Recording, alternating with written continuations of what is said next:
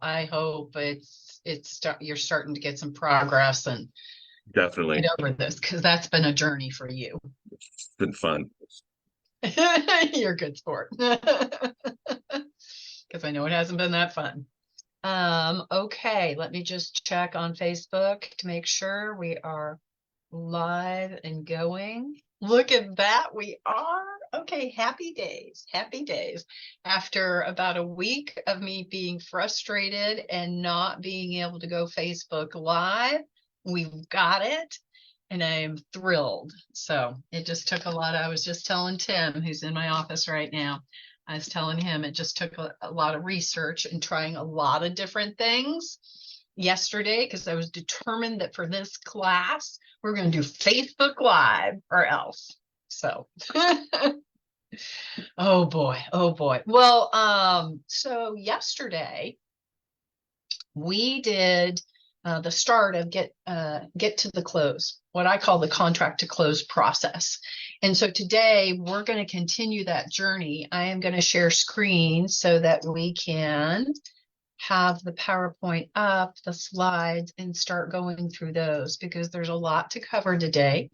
I love that on Thursdays we have more time. I always feel like I'm under the gun on Tuesdays with only an hour. That's quick and it goes really fast.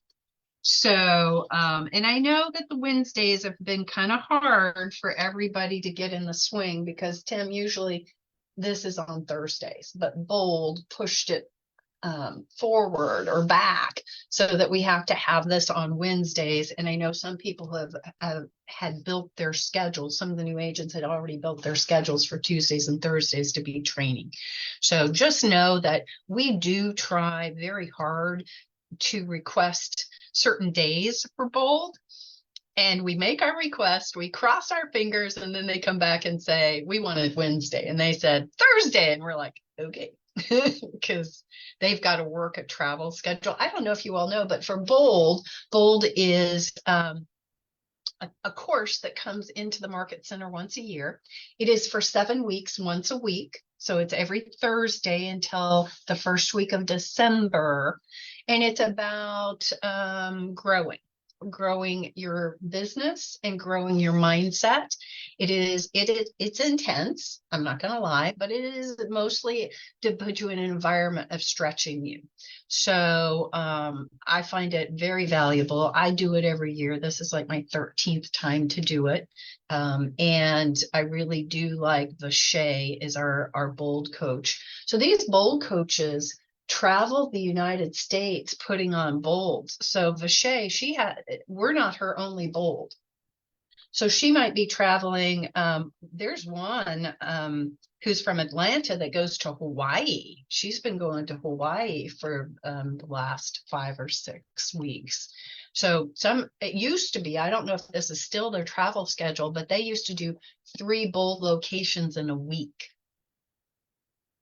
It's so intense. And then they're up in front of people all day long. Then they leave, they get on a flight, they go to the next destination. I'm like, oh, well, part of me always thought I'd love to be a Bold coach. And then part of me like, that travel looks like it sucks big time.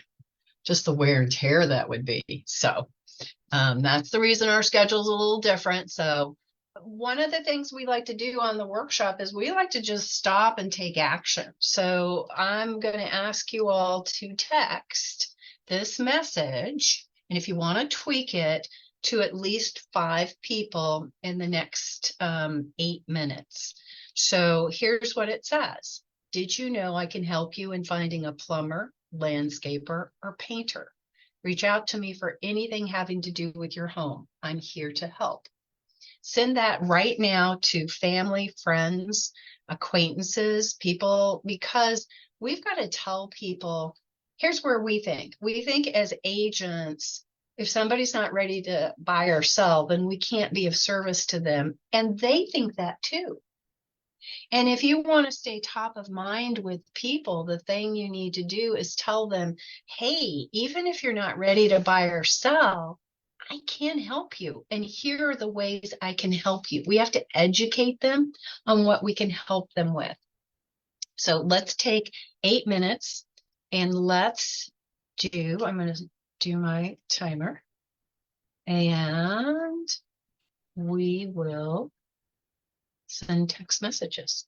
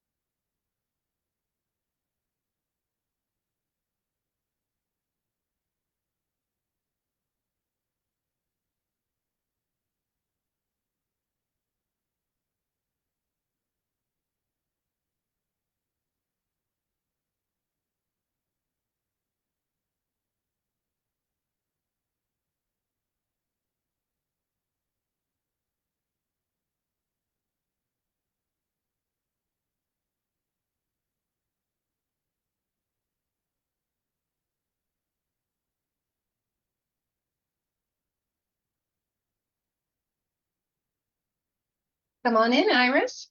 Are you? Is the class somewhere else? We have the new agent class right now.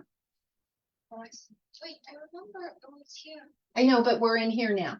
Oh, Yeah, come on in. We're doing texting this message to 5 people right now. That's why it's quiet. So Oh, I come on see. in. This is Tim. Say hi, Tim. Iris. We just make friends on Facebook. Okay. I got a degree in teaching. Oh, you do? Very well, but it's Okay. so long ago. Yeah, that's interesting. Very cool. I bet you remember some. Jumping. But just the one word that, yeah, that's how I am with my French that I learned.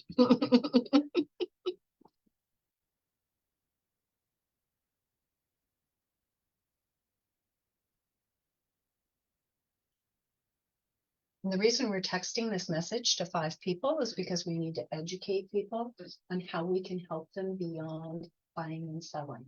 Because if they don't think of us when it has to do with their home, no matter what, then we're not staying top of mind. So that's why we're texting this message. Okay. And we have 4 more minutes to do that.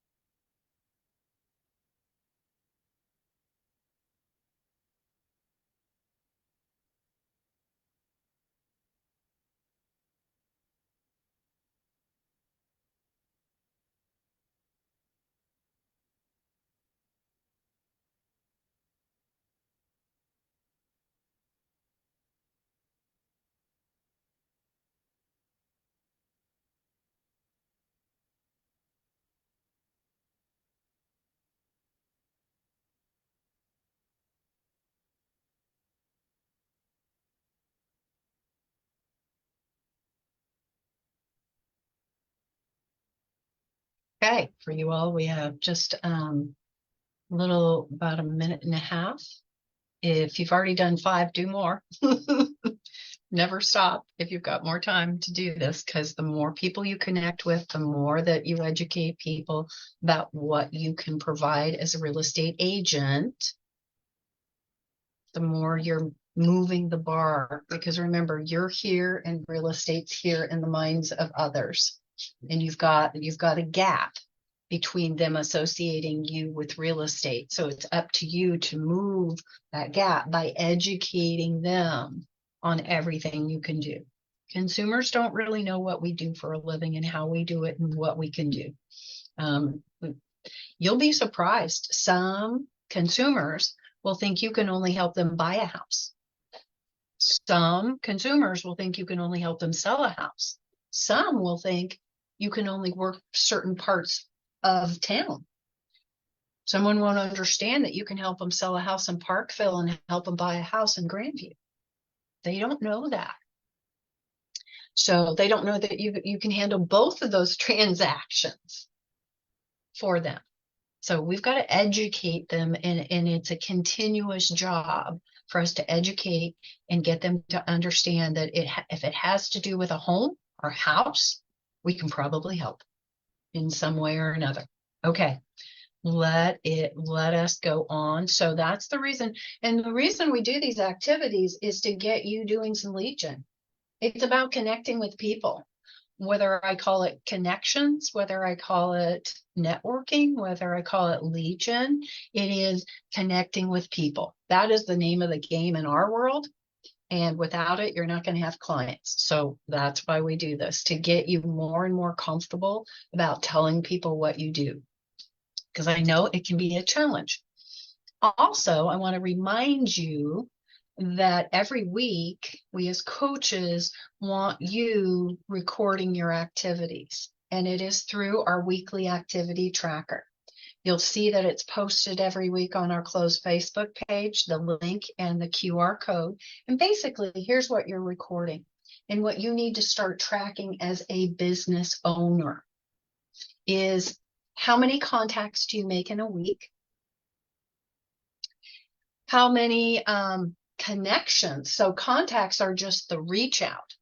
The connections are how many people did you have a two-way conversation? And that can be through text message. That can be through a DM. That can be through an email. That can definitely be in person or by phone or it doesn't matter, but as long as they're responding to your reach out. So the reason you need to track both is this. If I have to do it, because I have to do what you do, but my targets are different. So I recruit new people. So I have to have so many connections before I get a conversation. Does that make sense?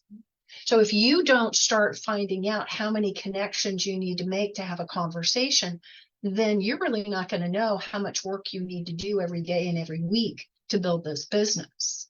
So that's why you're going to start tracking that.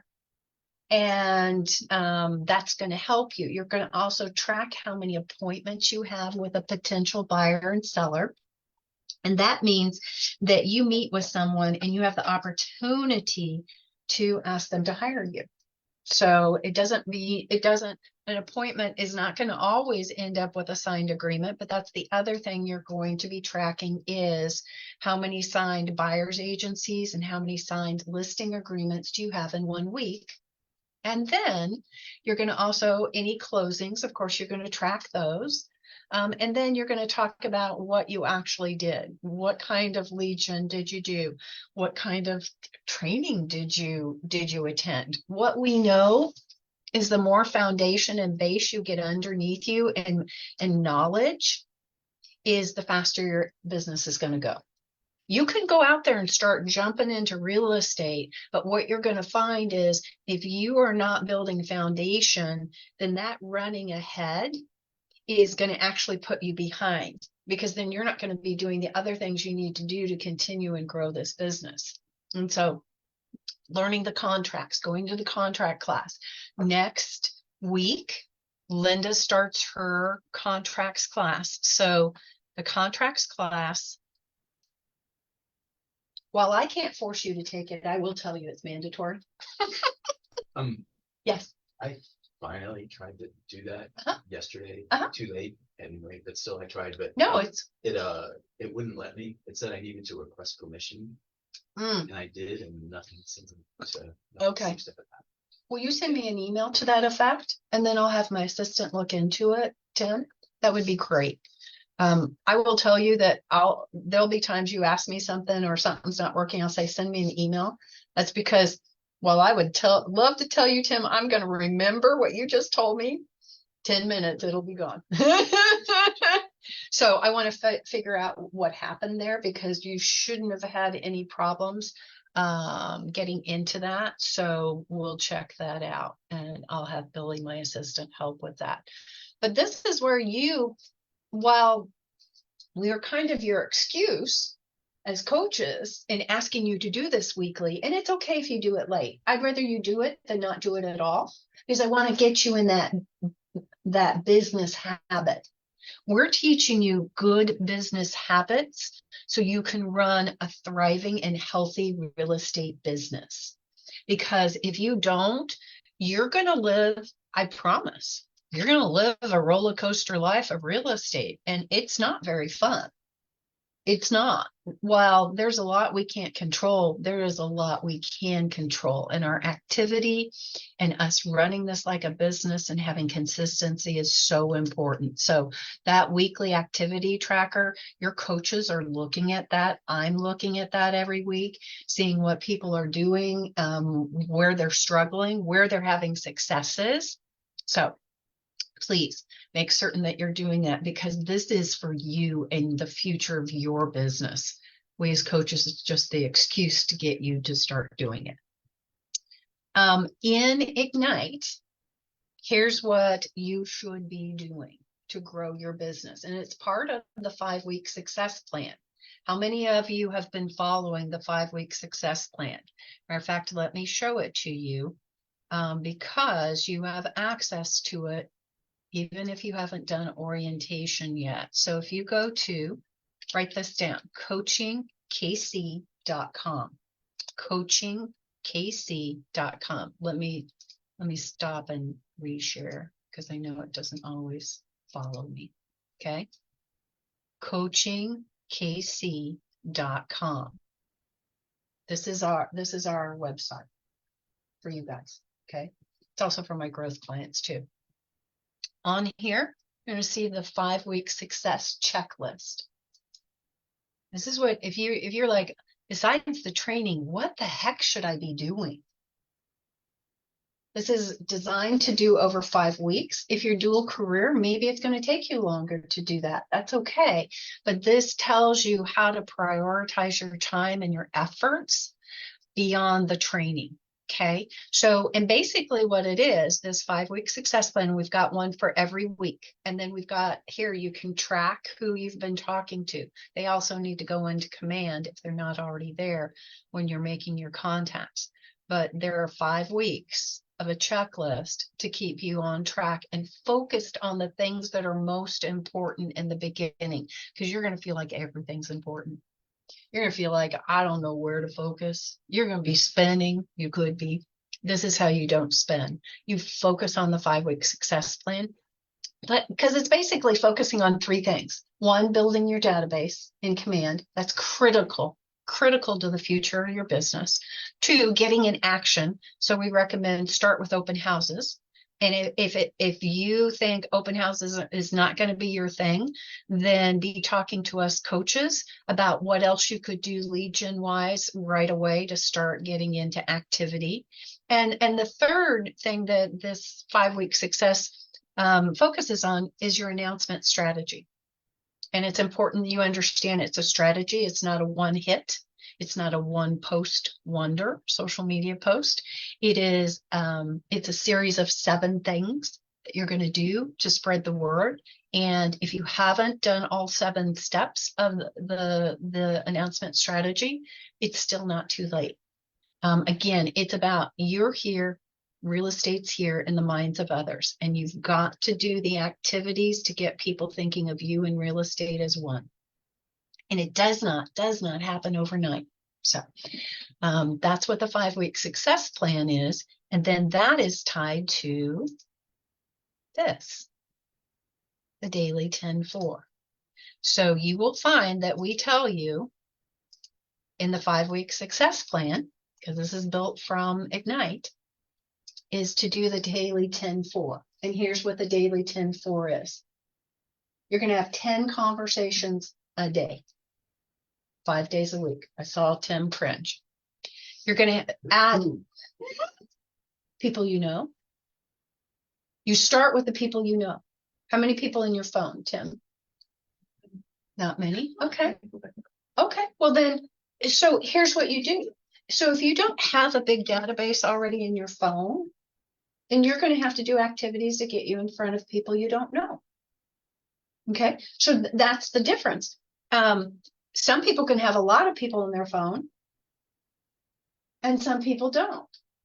It just means how you're going to connect with people and the activities you're going to do to build this business are going to be different. And most of us are going to do a little bit of both. Because you know what happens here, Tim? So for some of us that might have a lot of people in here, when we tell them we're in real estate, then those people know we're new. So they may not use us right away. So it's not always the answer to, oh, if I only had a big database in my phone, I'd be rocking this. That's not necessarily true, because they might say, Iris is amazing, but I'm going to see how she does in this real estate thing. She's never done this before. I know she's new. Does that make sense? So most of us as new agents have to go after strangers more. And that's why open houses can be such a great opportunity, because those people as a whole are starting their home buying process. And after they've searched and searched online, the next best place they go is to go to open houses unattached, to start looking at them in person, the real live houses. So it's having 10 conversations. It is putting those 10 people in your database. If they're already in your database, please make certain that you don't have any missing contact information. So I will guarantee you, for the people you do have in your phone, almost none of you have all three pieces of information you need: their cell phone number, their home address, and their email address. So if you're connecting with them and they're already in command, then you should look in command before you connect with them, call them or text them and say, hey, I realized I don't think I have your most recent email. What is that? Or I don't think I have your home address. I want to add that. Kristen? So yes. Oh, I'm using the holidays to start filling that out. All you people say, hey, I just want to double check, holidays for greeting cards and whatnot. And it's been a good excuse to get people's data back. Definitely. Or if you haven't done a formal announcement, just say, hey, I'm just sending out announcements about my new business. I'm pretty excited about it. I realize that I don't have your email address or I don't have your home address, but the holidays are a perfect reason. Or if you're going to be someone like me who sends birthday cards, then you'd say, hey, I want to put you on my birthday card list for next year. And 1, what's your birthday? And 2, what's your home address? Because people like to get cards. It's not like they're going to say, I don't want a card. Well, very few. There may be a curmudgeon or two out there. And then you're going to write 10 handwritten notes to those 10 people you connected with. So these the 10 conversations, and adding them to command in the notes. Now, if you tell me, I think there's huge power in handwritten notes that go in the snail mail, that goes into their mailbox. But if you say, I'm never going to do that, then send them a text message and say, hey, it was really great to catch up with you today. I loved hearing about what the kids are up to. Or that sounds really cool. We're going over the holidays. That trip here you've got planned sounds amazing. Okay. But you got to do something to follow up on that conversation to help. It's kind of like anchoring your conversation with them. It's reinforcing it when you do a follow-up after you've had that conversation. Now, you could do it with some people that maybe you did try to contact them by phone or text message and you didn't get a response, and just say, hey, I hope I get to hear from you soon. It's been too long. And here's what I'm going to tell you. Here in the beginning, especially, you don't have to breathe heavy on them about real estate. Because if it's been a while, because Matt, don't you have some people on your phone that you haven't talked to in a while? Yeah, we all do. We all do. I do. We all do. Then just reconnect with them and find out what's going on in their world. And then if in the natural organic conversation, they say, hey, what are you doing? If you're comfortable with it, do what I do. Use humor and say, I did something crazy. I got my real estate license. And they go, you did? And then that's part of the conversation. So you don't have to breathe heavy on them about real estate. Just connect with people. If you listened to Blake Nelson yesterday during the business meeting, one of the questions David asked him was, towards the end of that conversation, was, what are you doing right now to keep your business going and keep it, growing? And he said, I am doing everything possible to stay highly connected with the people in my database, past clients, people who've given me referrals, people that maybe have not given me business yet, but I know them, and there's a chance that when they're ready to do something, it'll be me. He's doing everything he can think of to stay highly connected to these people. Make sense? So, and then that social engagement, you can do, if you're good at social media and you like it. If you don't, then you got to find something else to do. Then you need to do more connections. But you can do the 10-5-1, or you can do the 5-5-5. I like the 5-5-5 because it's easier for me to remember. That's liking 5 posts, commenting on 5 other posts, not the same post. I mean, you can comment on, but you got to make sure that's five people, then 5 different people, and then the next 5 is DMing or IM 5 people on their social media. And just connect. Say, hey, I saw your post. Hey, that restaurant you went to, I've always wanted to go. What was it like? Or I see that you guys did your holiday pictures, family pictures. Those look so good. And I can't believe the kids have grown that much. Right? So this is all about connecting with people, and you should be doing this every day, because that's what's going to grow your database. And you have to have a database. And so if you're starting, with not much of a database or not, I mean, we can have a lot of people on our phone, but we probably need to connect with them, and we haven't in a long time. So, okay. Want you all feeling comfortable with that daily 10-4. The other portion of the daily 10-4, and it's not daily, it's weekly, you should be previewing 10 properties a week. Do you go out on agent tour on Tuesdays after the business meeting? They see at least 4 to 6 properties on a Tuesday. If you don't have an open house scheduled, are you going to open houses on the weekend? You should be. You've got to build product knowledge, and to build product knowledge, yeah, you can look online. I know they're on MLS, they've got pictures, but it's not the same thing as going in person and seeing the house, because sometimes those pictures don't look like anything like the house, in a good way and in a bad way. So that's part of your job in building your knowledge and skills. So you've got to do these activities and get into activity. Any questions on that? So what we're going to do, we're going to jump in today on this contract to close, because it's so important. And remember, I'm going to do a little bit of a review, but remember, just getting a lead doesn't make a person your client, and getting under contract doesn't mean it's going to close. So what did I say that you needed to be yesterday? What role, what hat do you have to wear once you go under contract?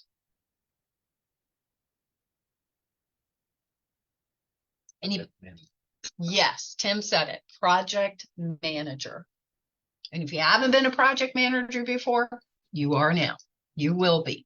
So that's why we're going to talk. We talked about contract timelines. We're going to go over that just briefly again. So you guys, I want this to be something that you memorize and know so well that you're not going to do what, remember, I gave you some bad examples yesterday of agents who have missed contract deadlines.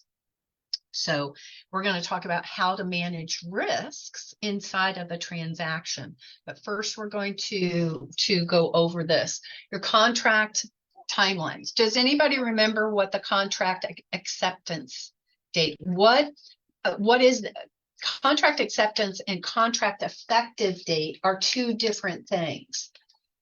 When does the when does your timeline, your countdown start? Is it the day that the parties sign the document, the contract? Does that start the clock? Does the day that clients, the buyer and seller, sign the contract and all the ancillary documents that go with it, is that the day that the timeline or the time clock starts ticking? It's the next day. It's the next And- full day. I have a question. Uh-huh. Is it business days if it doesn't say calendar days like in this list? Is that the default? It's almost all calendar days. Oh, really? Yes. So if you signed on a Saturday, that Sunday's your first day. Sunday's your first day. So yes, Tim, you're spot on. And you've got to know that, because if you don't know what day you started counting, and it's not, you signed at 5 p.m. on Saturday, so it starts 5 p.m. on Sunday. No, it starts on Sunday because that's the next full day.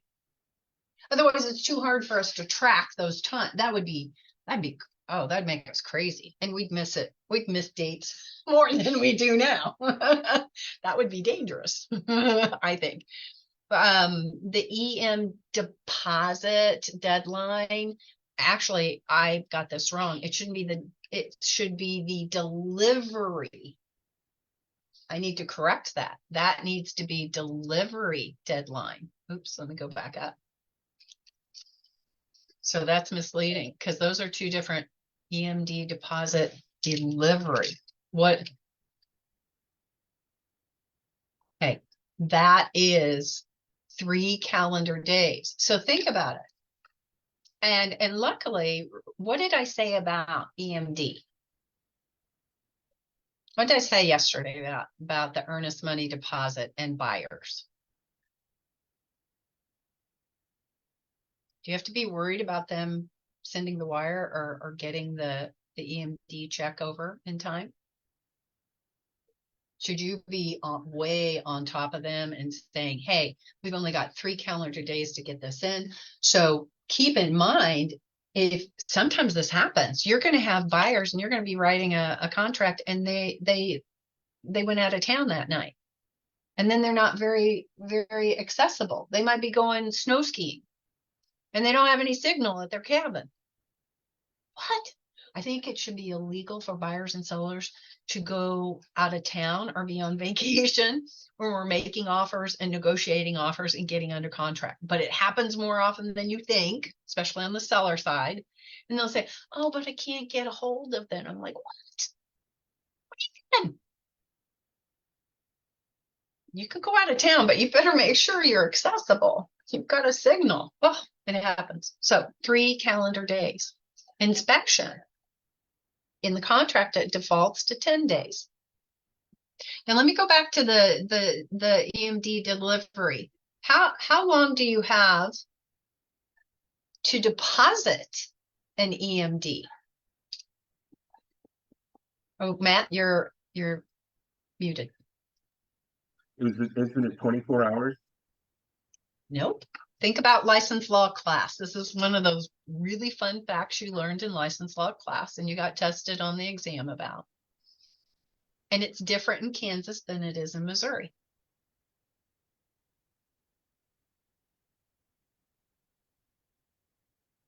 Should it be the full 3 calendar days? No. Oh. Okay. It's 5 and 10 days. Which state has what?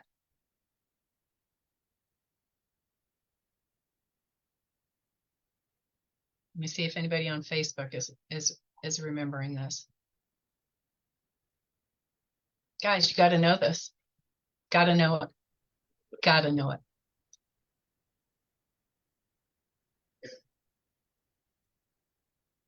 No, Amy, you're online. Do you know that? Haley, do you know? For EMD deposit, how many days in Kansas? How many days in Missouri? I think Missouri would be 5 and Kansas would be 10. Okay, you need to go look it up, and I want somebody to post it online. Okay, on our group me. On our group me. First person that posts that on group me, how many days to deposit? Because here's the thing, if you have to deliver it or within the contractual period, or the seller can cancel the contract, and it has to be deposited, and that's law. The deposit part is law, that you have to do that. And so if it cannot be wired or deposited within the timeframes that each state has, because they're different, then you're going to be in violation, and that is something you can get fined for by the state when your transaction gets reviewed in an audit. Hold on a second. Tim, can you slide that chat? You can probably just, thank you. I'm just closing my sliding door so it's not so noisy. Okay, so I want you to post that. Let me know, because you got to know this. You got to know this. And so I want to make sure that you guys are really building this knowledge. Insurability, that happens when the buyer is in the inspection period, to make sure they can get, oh, Haley, whoop, whoop, whoop, Haley, 5 business days for Kansas and 10 business days for Missouri. Whoop. Gold stars, Miss Haley. Okay, got that? 5 days for deposit in Kansas, 10 days in Missouri. Good job. Good job. You got to know this. Renegotiation period, 5 days. What happens after the end of the 5th day? Or what can happen?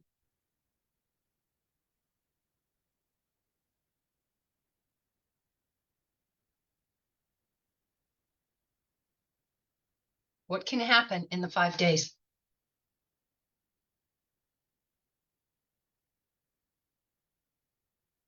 If you don't know, how are you going to negotiate that? How are you going to protect if you're a buyer's agent, how are you going to protect your buyer?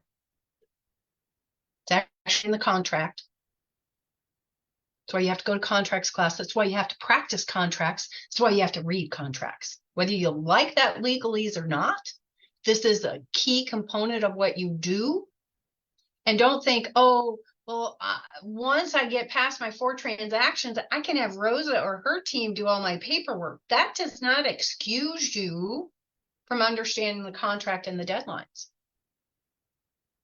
So anybody, what can happen on day 6 after the renegotiation period? Can the seller cancel? Either party in writing can cancel the contract. Either party in writing. That doesn't automatically happen. What happens if on the inspection period, you as a buyer's agent don't submit the inspection notice and a resolution if it's applicable? What happens? What can happen at the end of the 10 days if that's your buyer to be stuck as is, with no right to cancel? Okay, that one's stuck. Okay. Good. Okay. So again, learning these. What happens in the appraisal period? When does that have to happen? During the loan approval period. When is the loan approval period? It is either 45 days after the effective date of the contract or 5 days prior to closing. And what can happen if the buyer does not get loan approval, which is the same as loan commitment, in those timeframes? What can happen contractually? It's in the contract.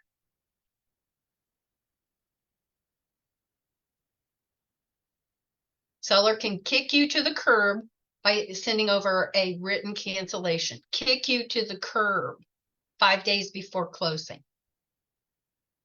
I can't imagine how painful that would be. Doesn't happen very often, but do you want to be the one it happens to? Say hell no. Please. Okay, so do you see where you got to build that knowledge? You've got to. Nobody else is. The other agent, the co-op agent, no matter how nice they are, they're not going to help you out with this. If you miss one of these, that's probably to their advantage. Get it? So that's why it's so important. So if I harp on it, there's a reason. I'm hoping to make certain that we're reducing risk. So let's talk about the buyer's timeline and what we're doing. What is the first thing my buyer needs? What do the buyers need to know and do? What do I need to know and do? What does the rest of my team, the co-op agent, inspectors, lenders need to know, take action on, and when? And what am I doing at each point to bulletproof the transaction and set myself up and my buyers for a successful close? Because don't let the transaction happen to you. There are going to be things now in the beginning, you're not going to always see the red flags. And that's why I'm going to tell you, as you're in a transaction, you should be talking with your coach and or Linda or both about, okay, so this happened. What do I need to do? This happened. That's going to be really important. Don't be trying to guess this. Rely on those of us who have expertise and experience in these areas as you're starting to experience these. Once you start to experience these, you're going to see what some of the red flags are, and you're going to see them earlier, and you might be able to prevent and what we call bulletproof. So let's talk about that bulletproofing. You've got to make certain that everybody, remember I said, as a project manager, you've got to make sure all parties, even if you're not the buyer, you've got to make sure all the parties on the buyer side is doing what they're supposed to do when they're supposed to do it. You're going to think, oh, that feels like I'm getting into their business. Well, you got to. Because I'd love to tell you every co-op agent is on it and they're getting it done. No, it's not true. There are some that lovely, do a great job. And then there's some that are walking nightmare or hot mess. And you're going to have to work with them. And sometimes you're going to have to do more work. You're going to sometimes get to the end of a transaction, Tim, and you're going to say, I carried 80% of the load. That other agent did like nothing. And they're going to make the same amount of money or less or more, depending on what that commission split looks like. And you're going to think, oh, that's not fair.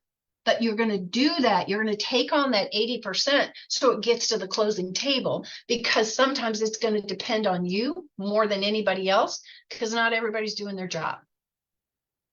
I don't want to burst a bubble, but you got to know reality. Make sense? Any questions on that? And let's look at buyer's checklist. This is the contract to close for a buyer. This is what you should have out when you go under contract. And I've got a seller one. We got to see that yesterday. This should be in front of you.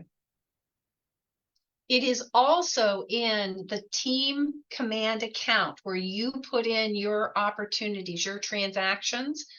In the under contract bucket in command, there's a task list that has all of these things on it too. So you can check those off that way, or you can have this in front of you.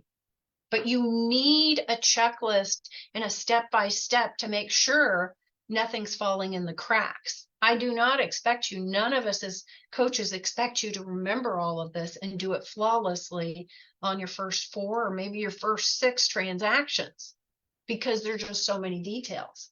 So day 1, did you know that you have to get the contract over to the lender if you're the buyer's agent? Did you know you have to get it to the title company? And they will not, here's the thing. Remember what I talked about the deposit of the EMD? 5 days Kansas, 10 days Missouri, right? The title company will not deposit that money until they have a fully signed contract. So you can get that money over lickety split, but if you as the agent do not get that over to the title company, they're not depositing it. And they're not going to chase you down. They might reach out, but they're not going to chase you down. It is up to you to get that there. Make sense? Then you've got to order inspections.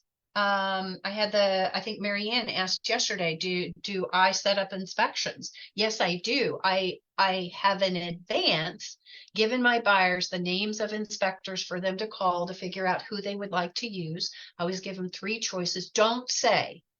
It's a legal liability risk for you to say, here's my inspector, I only use him or her. Because even a good inspector can have a bad day.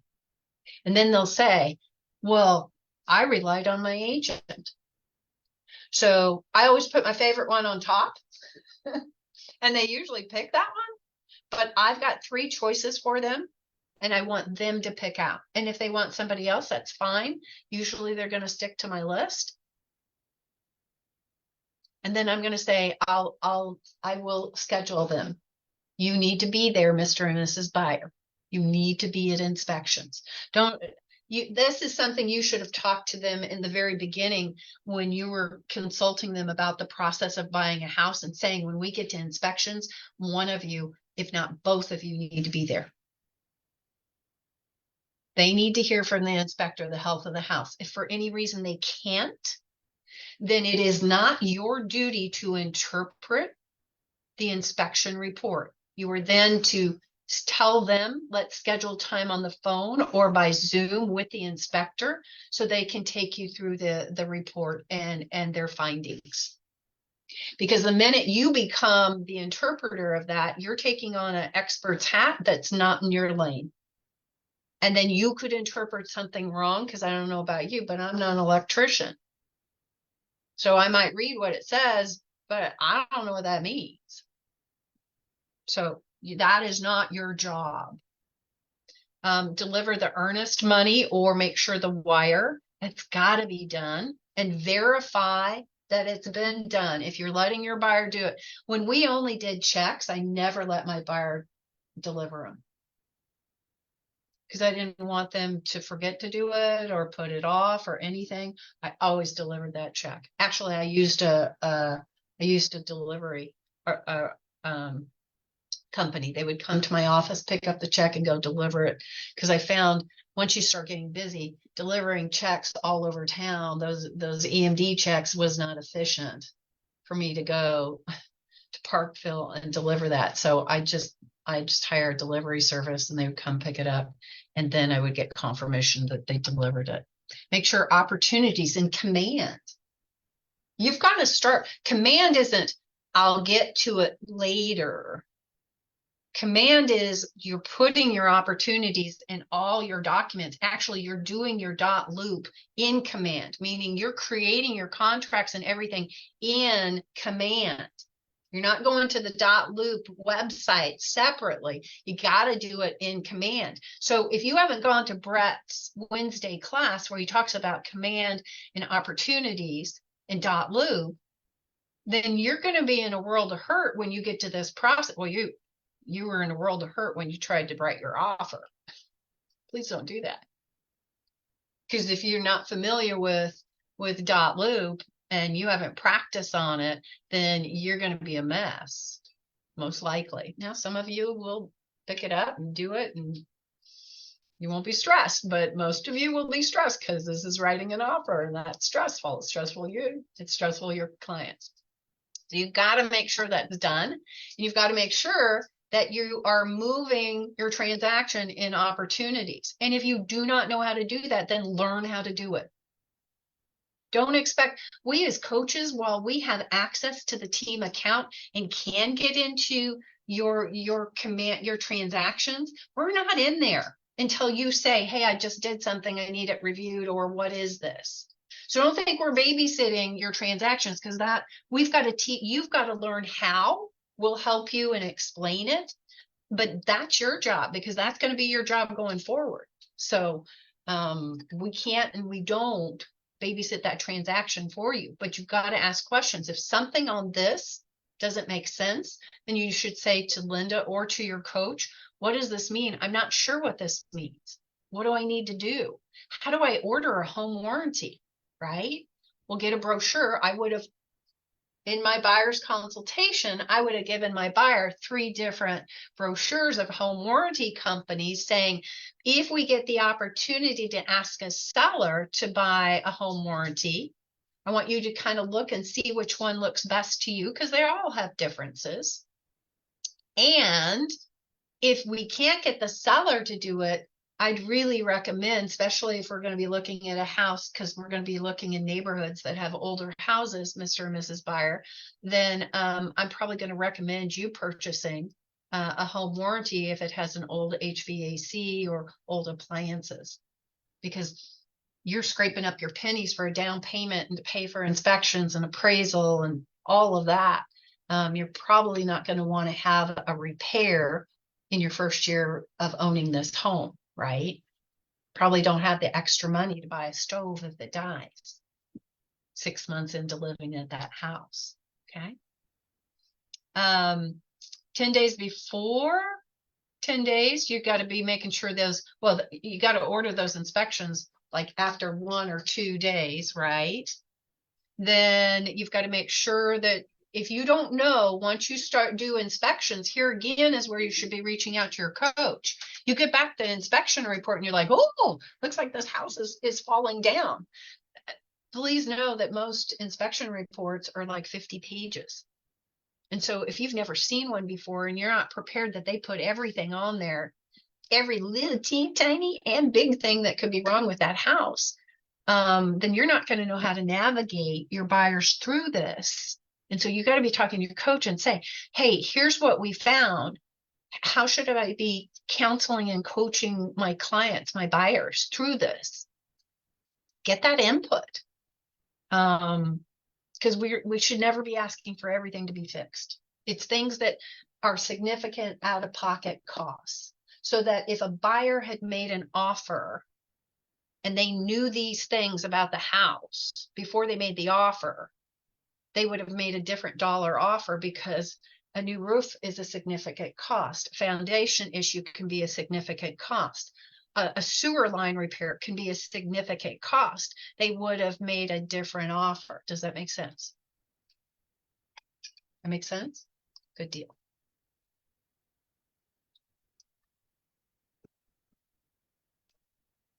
Make certain that, okay, here's the other thing that you're going to forget in the beginning and not understand is that, okay, so you shared the contract documents to title and to the lender, and then you go through inspections.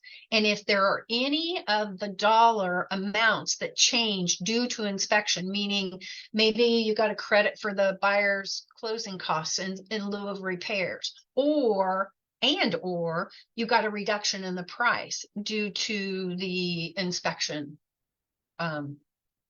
report, then those amendments have to be shared with the title and the lender, because that changed the numbers. Make sense? And then those documents also have to be uploaded in Command Opportunities and queued for compliance. So not only does Linda look everything over, but we have a virtual assistant that does compliance on all of our files, and they're going to look at it also to make sure it's compliant. So you're going to get some emails, and what we do now is you should get copied anytime the compliance sends back something. And they say, hey, something's missing, or hey, something didn't get fully signed. And please don't feel bad if that happens, because it's going to happen. It happens even to experienced agents. There's just so many things that can be missed. So don't be like, oh my God, this is awful. It's not. Almost all things are fixable. Almost. Majority of them are fixable contract wise. And usually it's just cleanup. So be okay with that. And also prepare your buyer or your seller. Say, hey, there'll be times in this transaction because of all the paperwork that we have to fill out. There may be times I have to send something back to you that we missed something. Are you going to be okay with that? Okay. So don't feel bad about that.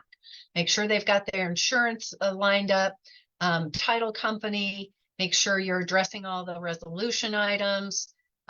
Make sure that has the appraisal been ordered. I prefer a lender that doesn't wait to get the appraisal. I want it done sooner than later. And there are some lenders that won't start that process or even order it until after inspections. I prefer it sooner than later. It's really important. And then I'm checking with the title and the lender after we get through inspections. I'm still checking with them to make sure that we're all on task. And here's what I learned. I was worried about calling a lender, Tim, and saying, how are things going? Because I felt like if I'm checking up on them on this contract to close period, this 30 to 45 day period, I don't know exactly what they do.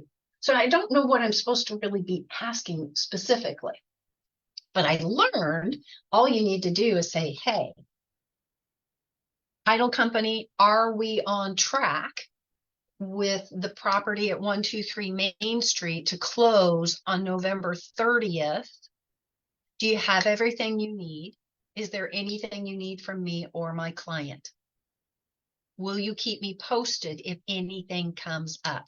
I don't have to know their exact process, but I do have to be checking in on them on a very regular basis, because I could easily assume that they're doing their job and they're not. And it's the worst surprise ever. Yeah, my ignorance caused problems. And I didn't know what I didn't know. So make sure you're getting your clients scheduled for closings. Remember, sellers usually close a couple of days before a buyer does. If for any reason your buyer is going to close sooner than what's in the contract, because the contract says on or before, but that usually that date is the closing date that's in there. But if your buyer can close early, please make certain you're having a conversation with the listing agent, because don't assume that the seller's going to be ready. Maybe they had a moving company set up and all of that. So that's why that's really important. And then schedule a final walkthrough and or a final repair review. If you've had the seller do any repairs, which, how do I feel about repairs? Tim, how do I feel about repairs? I hate them, passionately hate them, because they are wrought with issues, problems, and lawsuits.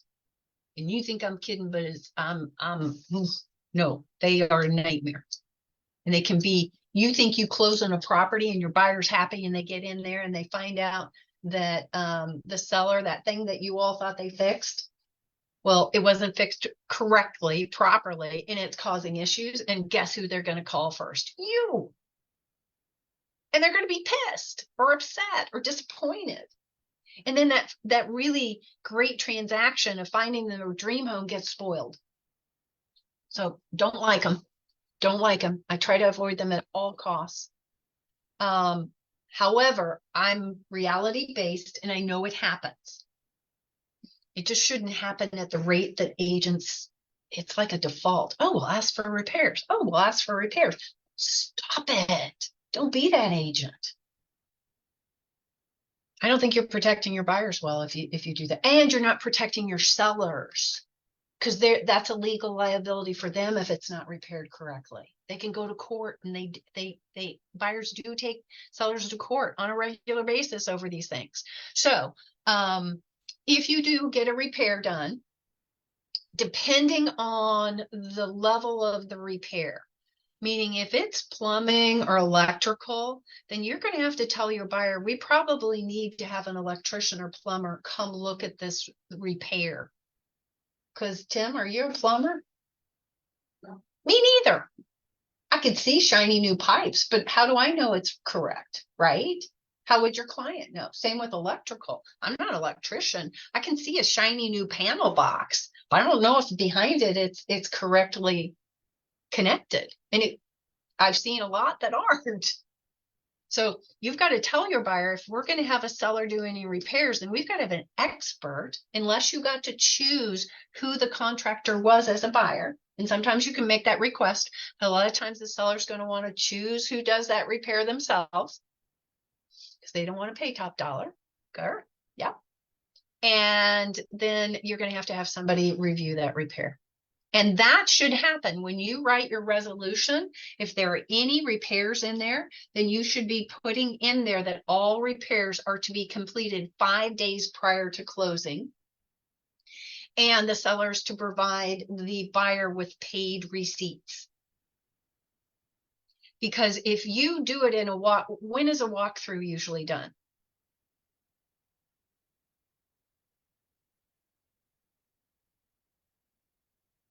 Usually the day before closing, to see if it's in the same condition as when it went under contract, to make sure, the appliances are still there, right? That were in the contract. But if you do your repair reviews the day before closing and something's not right, you're probably not going to have time to address it, and it's going to cause a panic situation.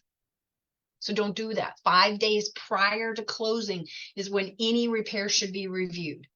Now, if it's something easy, like it was peeling paint and it just needed to be scraped and painted, probably you and your buyers can I Spy it and figure out if it was done right. Right? Does that make sense? That you're going to have experts look at repairs?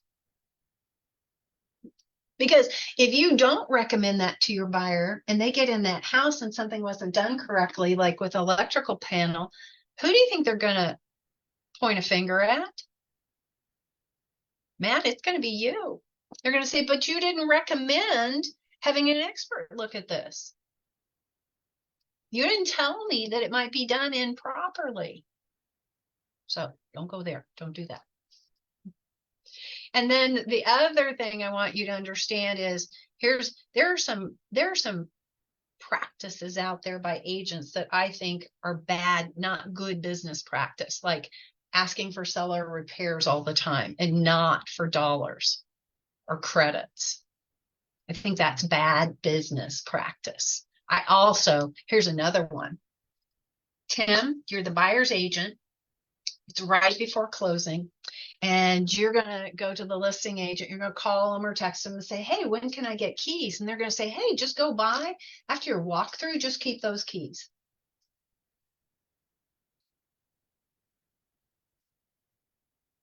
Well, as a listing agent, you should never be handing over those keys. I know that's the easiest thing to do. That's the lazy agent way. It's also the highest risk, because here's what can happen. I've seen it happen. I've seen a buyer then give at closing, or even before closing, giving their buyer the keys. And guess what a buyer says? Oh, the house is vacant. I'll just move some stuff in prior to closing. It's trespassing. If you don't have written permission to put stuff in there, it's against the contract. It's a violation. Yeah.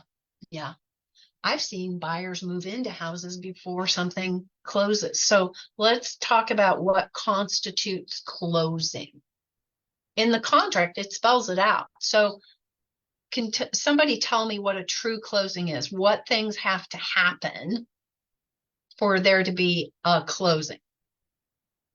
2 things, basically. What are they? Matt, what do you think? What are the 2 things?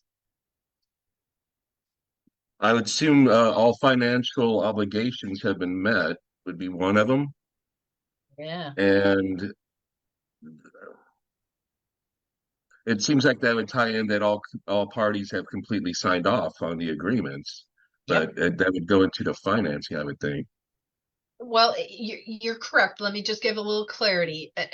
One is they've signed all the closing documents. Because remember, they're signing on the loan, the mortgage papers, they're signing all this closing documents the title company has prepared. And then their loan has funded. And funded means that the title company has gotten the money. It has been wired to them from the lender, the mortgage company, and they've got the money. Or the cash has been wired to the title company. It does not mean that the seller has the funds in hand to constitute closing. Just title has the money. And all the contract docs have been signed. So here's what happens, and it happens more times than you'd think. Buyer goes to closing, they close all their documents, but for some reason, it hasn't funded. But you gave the buyer keys. And in the contract, it says they get possession at 5 p.m. on the day of closing. Only if all closing docs are signed and it is funded. Possession does not happen unless those two things happen. So it's not like closing, oh yeah, we get possession. No, not if there's no funding. Should you ever do a closing after 3 p.m.? What do you think, Tim? Should you ever do a closing on a house 3 p.m. after 3 p.m.? Yes, not if you make sure it happens. Yes, and here's why. So here's what I didn't understand. Do you know sending wires, these big money wires? Do you know they don't just happen at the time they press the button? Do you know it's a federal system, and those monies will get held and released at certain times, and they don't send wires and fund after 3 p.m. So you have a buyer who says, oh, I can't get off work until 4 to close on my house, and I want to have access to it on Saturday. Well, it's not going to fund unless there are some lenders who do table funding, meaning they'll send the money over in advance, but very few. So you got to know those things. Hey, Scott Schwartz. So you've got to know those things. And if you don't, and you get those keys to that buyer, as a broker, I've had to tell a buyer to leave a property because it did not fund. You have to leave this property. You have to remove your possessions right now because you're illegally in this house. Do you want that to happen? So, one, don't be the listing agent that gives those house keys before funding. You hang on to them and you say to that buyer's agent, because they'll say, but it's so much easier for us to just pick them up right now. Say, I know, but it has not funded. And contractually, I can't give you the keys. I'll have them at my office and you or the buyer can come pick them up after I've been notified by title that it is funded. Because I'm not going to believe the buyer's agents, no offense to buyer's agents, but when they say, yeah, we're funded, I'm going to confirm with the title company. I want proof. Does that make sense? You see why knowing these things are so important, and don't expect experienced agents don't always follow their lead. I love them, and some of them have some really, really bad habits. And ones that cause a lot of risk. And remember, that's what we're talking about. How do I reduce risk for myself and my clients? It is by knowing these things. So I don't know how many times I said it, but so much of this is already in the contract. If you've read the contract, you've practiced writing contracts, and you've read it again and again, you're going to know this stuff because most of this is addressed there.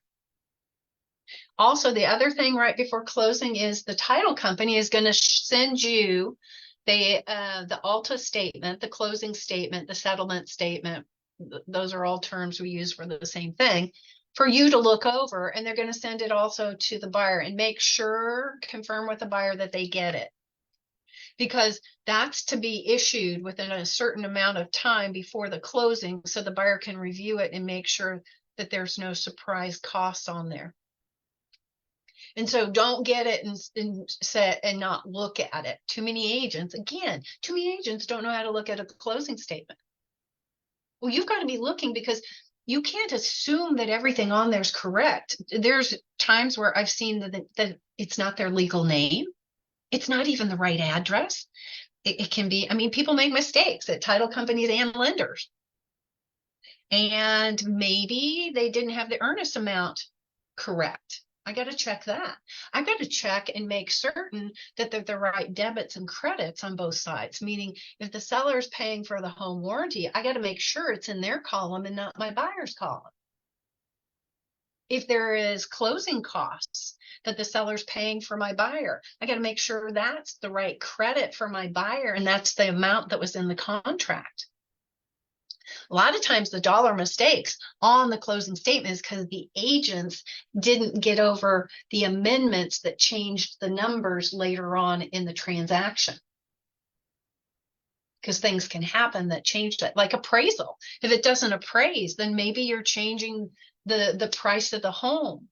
And if you don't get that to the lender and the title company, they don't know. They're not psychic.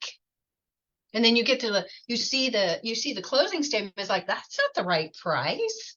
Oh, somebody didn't send over the amendment, or maybe they missed it and you did send it over. It's your job to review those things, just like it's your job to review the title commitment.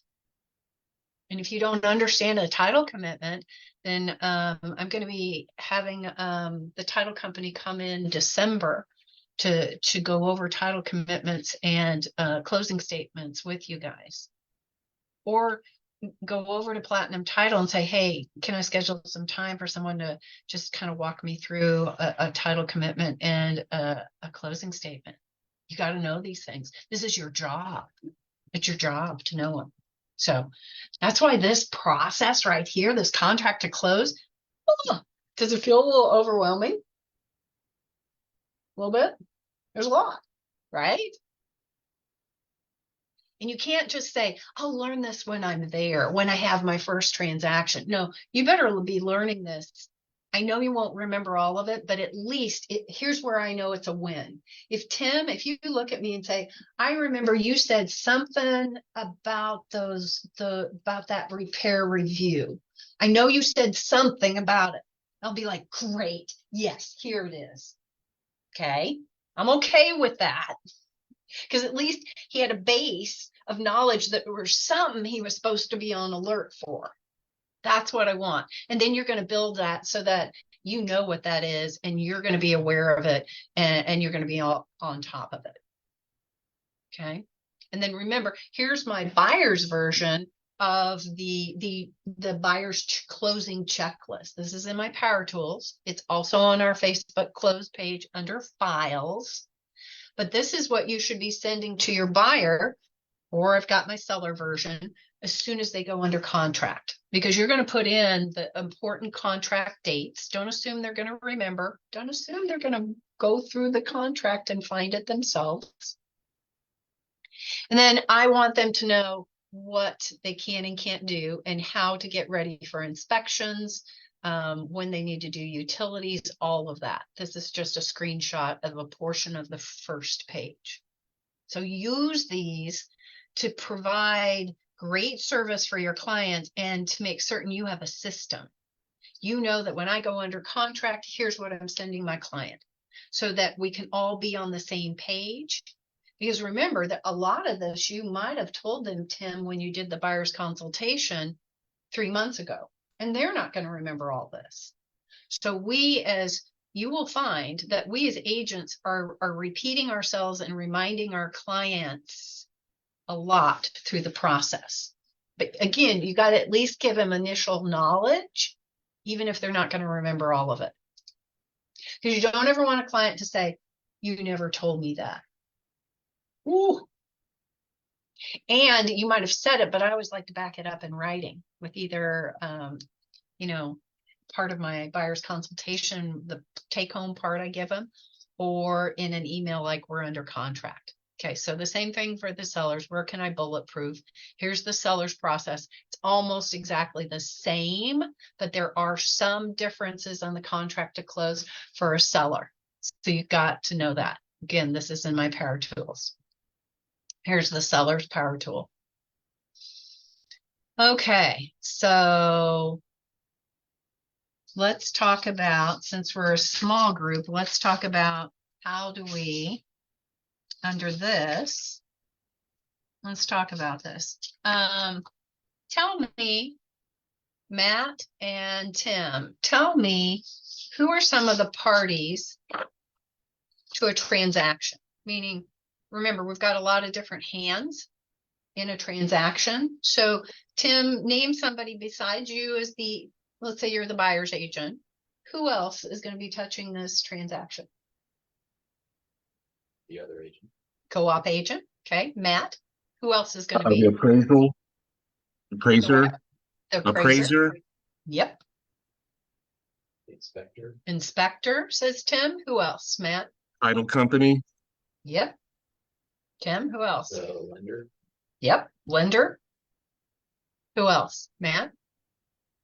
That was the one I was just about to say, lender. What are the buyers supposed to ascertain and get nailed down during the inspection period? They're supposed to contact who to make sure they can have what on the house? Go ahead, Tim, if you know. Insurance. Insurance. Insurance agents. Yeah, those are some of the ones that kind of are the ancillary people. We think of the title company, the lender, the appraiser, the inspector as some of the key people along with the co-op agent. But ancillary, you also have insurance agents. You could have tenants on a property. It could be an investment property, and you could have a property management company. Movers. Both parties probably need movers. Contractors, there may be contractors doing repairs in advance, which I do not like, but it may happen. And then family members, whether you like it or not. It's the kiss of death sometimes when those family members start voicing opinions left and right, and you're like, oh my goodness. Oh my goodness. So let's talk about on this next. Let's talk about where we've talked about these timelines. So tell me where in the transaction is the deal at highest risk of falling apart? There's a couple of areas that we've talked about that have timelines. And where do you think the deal's at risk? At what points? Appraisal period. Appraisal period, Tim. Inspection. Inspection. 5 days. Loan The approval. 5-day renegotiation. What'd you say, Matt? Oh, I was saying the loan approval. Yes, loan approval. What about late deposit or late delivery of EMD? Yeah, because if it's not delivered, the seller can cancel the contract. So that's a risk. Loan approval. Did somebody say loan approval? Yeah. Okay. Okay, so those are your main areas where it can fall apart. And then what are the best practices for keeping the deal alive? Well, here is maintaining a good relationship with your co-op agent. That's going to be one of the most valuable things you do. And sometimes it'll be easy and sometimes it'll be hard. I wish everybody played nice. Not everybody does. And it's a minority, but still, when you have to deal with that minority of a bad actor co-op agent for 30 to 45 days, it feels like the longest 30, 45 days of your life. It can.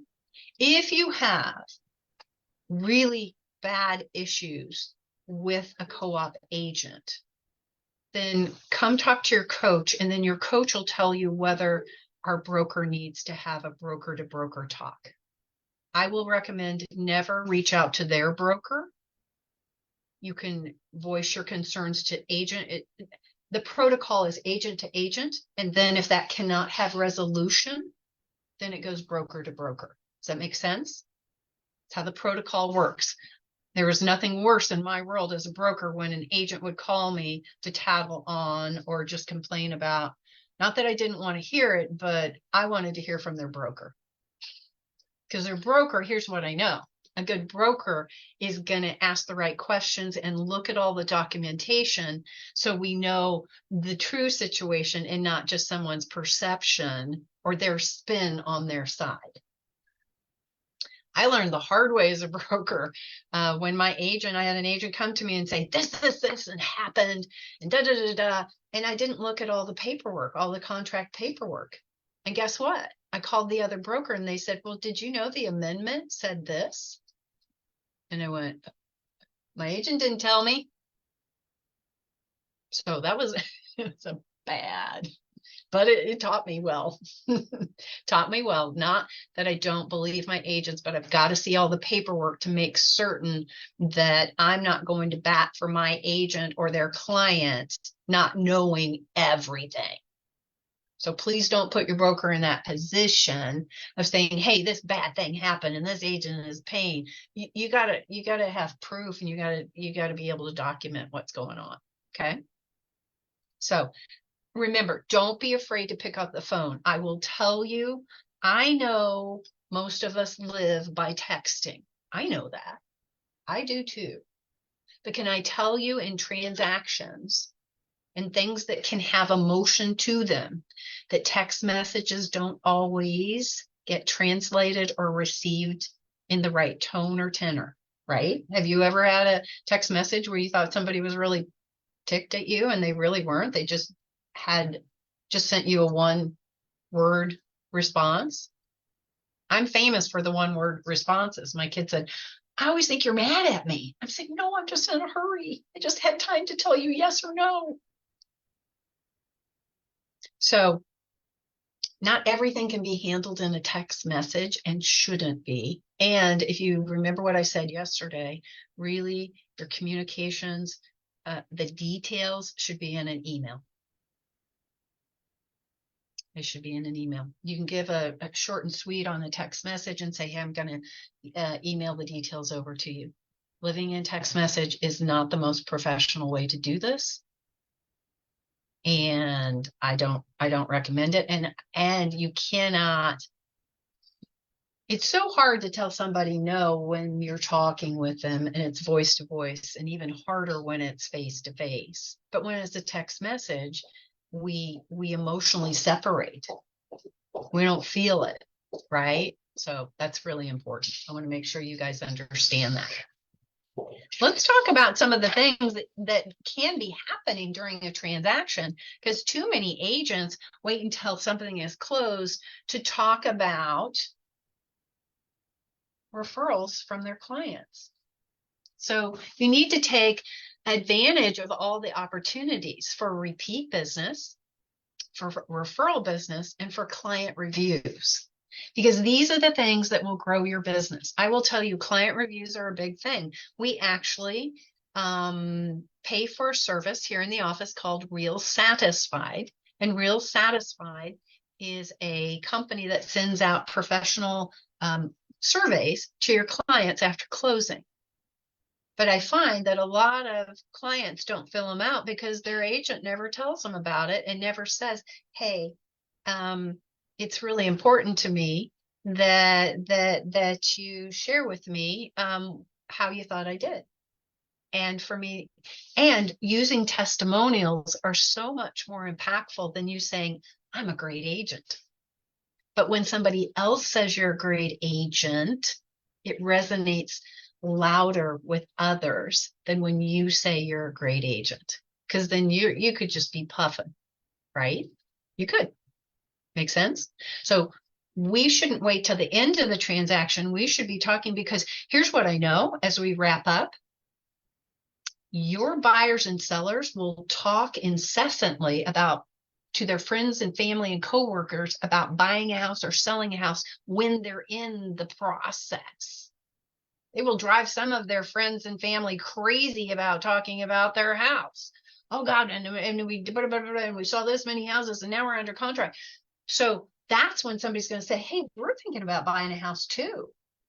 And so I like to use humor, and I'll say, hey, when you're in this process, I know you're going to be thinking about it and talking about it nonstop. So when you do to your family and friends and coworkers, if anybody says, hey, we're actually thinking about buying and selling a house, would you connect me with them if you think I'd be a good fit? Because I would love to be able to help them. And I say connect me. Don't just don't give him my business card because I may never hear from him again. I want an email connection introducing us is the ideal. Make sense? So ask for referrals. And you don't have to just say, I want a referral. I want a referral. Throughout the transaction, don't wait to the end and then ask for it and then tell them that they're going to be getting that survey and how much it would mean to you if they would fill that out. Okay.